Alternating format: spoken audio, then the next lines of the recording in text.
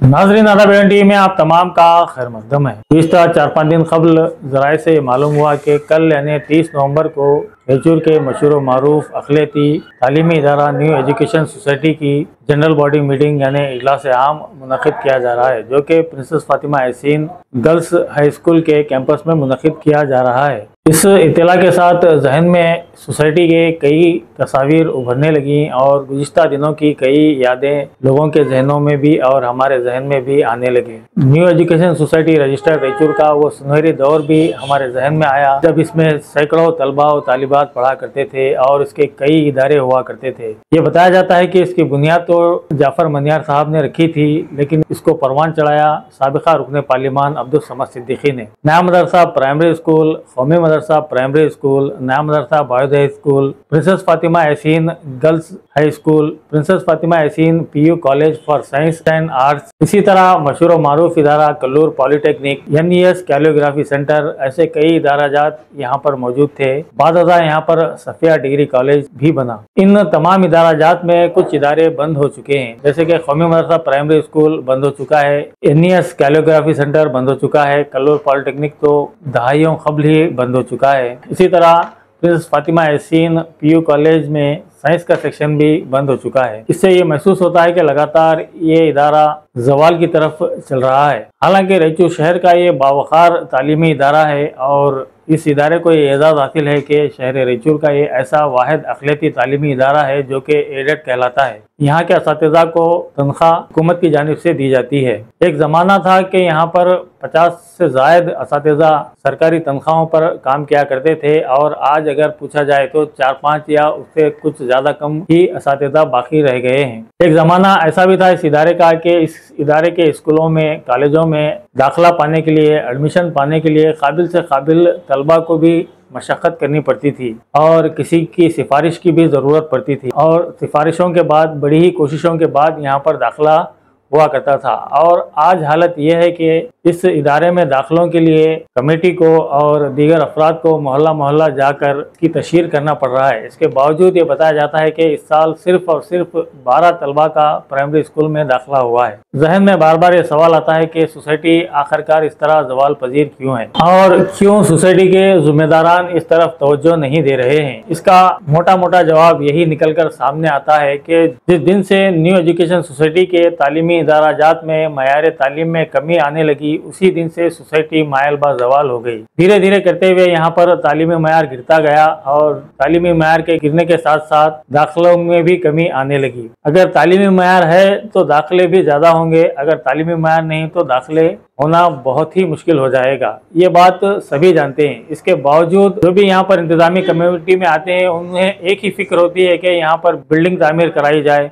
और 1 से 4 मदरजात बनाए जाएं। तो जहाँ तक हमें याद है, जिस वक्त हम बचपन में नया मदरसा में पढ़ा करते थे तो उस वक्त ये एक मखौला काफ़ी मशहूर था, नया मदरसा पुराने टट्टियाँ, उस वक्त टीन शेड थे और दरमियान में टट्टियाँ वगैरह हुआ करती थी। तो उसमें मयार तालीम इस कदर बुलंद था कि काबिल से काबिल तलबा भी वहाँ पर दाखिला हासिल करना चाहते थे। आज यहाँ पर पुख्ता बिल्डिंग है और बेहतरीन क्लासरूम्स भी बन गए हैं, लेकिन इसके बावजूद दाखिलों की कमी इसी वजह से है कि यहाँ पर तालीमी मयार सही नहीं है। तालीमी मयार में कमी की कई एक वजूहात बताई जाती हैं और ये कहा जाता है कि जब तक यहाँ पर साबिका रुकने पार्लिमान अब्दुल समद सिद्दीकी की इजारादारी थी, उस वक्त तक ये इदारा काफ़ी फलता फूलता रहा। उनकी इजारादारी जो कम होती चली गई और इदारे की तरक्की में भी रुकावटें पैदा होती चली गई और उन पर यह भी इल्ज़ाम लगाया जाता था कि वो इदारे की रकम का बेजा इस्तेमाल करते हैं या अगर हमारी ज़ुबान में कहें तो रकम खाते हैं। इस पर कुछ लोग ये कहते हैं कि खाने खिलाने के बावजूद समद साहब जिस वक्त इदारे से जा रहे थे उस वक्त उन्होंने इदारों में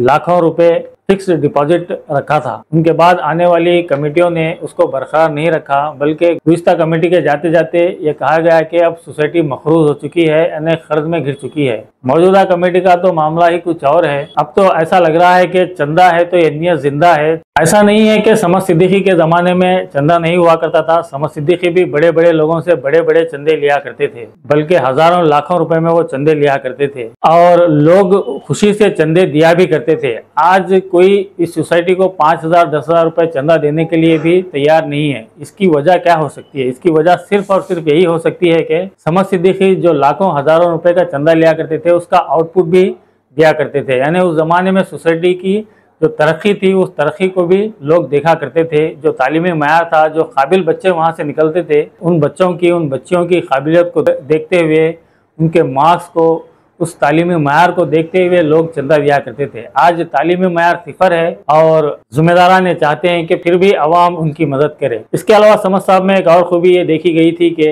रायचूर के जिस शख्स से वो सोसाइटी में काम लेना चाहते थे उसे पहले सोसाइटी में मेंबर बनाते थे। मिसाल के तौर पर उनके सियासी तौर पर हरीफ कहलाने वाले साबिका रुकन असम्बली मोहम्मद उमर को भी उन्होंने सोसाइटी में मेंबर बनाया, हालांकि वो सियासी तौर पर उनके हरीफ थे। लेकिन मोहम्मद उमर से उन्हें काम लेना था, इस वजह से उन्होंने पहले मोहम्मद उमर को सोसाइटी का मेंबर बनाया, उसके बाद उनसे काम लिया। इसी तरह सीनियर कांग्रेस लीडर अब्दुल करीम और ऐसी कई मिसालें हैं जिनको समद सिद्दीकी ने पहले वहां पर मेंबर बनाया, बाद में उनसे काम लिया, या फिर पहले काम लिया है फिर बाद में मेंबर बनाया। लेकिन जो मौजूदा इंतजामी कमेटी है वो नए मेंबरों के नाम पर पता नहीं क्यों चिढ़ जाती है और हर एक से वो काम लेना चाहती है और किसी को यहाँ पर मेंबर बनाना नहीं चाहती। वो चाहते हैं कि डॉक्टर रज़ाक उस्ताद भी उनके लिए काम करें, वो चाहते हैं कि मोहम्मद शालम भी उनके लिए काम करें, वो चाहते हैं कि डॉक्टर जयसाजी समीर भी उनके लिए काम करें, बशीरुद्दीन भी उनके लिए काम करें, लेकिन वो चाहते हैं कि इनमें से किसी को वो मेंबर ना बनाए। खैर ये तो सियासी अफराद हैं, लेकिन आम अवाम को और वहाँ पर पढ़ चुके साबिक तालिब इल्म भी ये चाहते हैं जो कि बैरूनी ममालिक में मुकीम है। कई मरतबा हमसे कहते हैं कि इदारे की बदहाली हमसे देखी नहीं जाती, अगर हमें वो मेंबर बनाएं